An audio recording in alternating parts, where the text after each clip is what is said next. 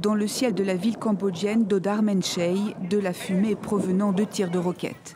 Samedi, les affrontements se poursuivent à la frontière entre le Cambodge et la Thaïlande. Et alors que les véhicules militaires et les tanks équipés de lance-roquettes continuent de circuler de part et d'autre de la frontière, les deux pays voisins appellent l'un et l'autre à un cessez-le-feu immédiat. Ils s'accusent mutuellement d'avoir ouvert le feu en premier. Ces actes constituent non seulement une violation de la souveraineté de la Thaïlande, mais aussi du droit international, de la Charte des Nations Unies et du droit humanitaire. Ils doivent être condamnés par la communauté internationale.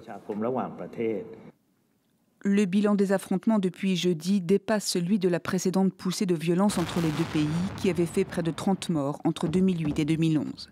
Au cœur du conflit, cette frontière tracée lors de la colonisation française est contestée depuis par les deux voisins. Un différend frontalier qui a déjà provoqué des crises dans le passé, mais qui a dégénéré cette semaine en affrontements meurtriers impliquant avions de combat, tanks et troupes au sol, un niveau de violence jamais vu depuis 2011. Pour cet analyste spécialiste de la région sud-asiatique, les deux pays sont co-responsables de la situation. En 2011, la décision a été prise de créer une commission qui aurait la responsabilité de délimiter précisément où la frontière se situe. Sur les 870 km de frontières communes, 195 sont contestés. Or, aucune session de cette commission n'a jamais eu lieu.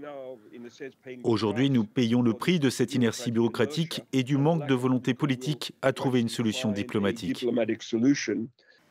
Les affrontements ont contraint plus de 138 000 personnes à évacuer les régions thaïlandaises proches de la frontière, tandis qu'au Cambodge, plus de 35 000 personnes ont dû fuir leur domicile.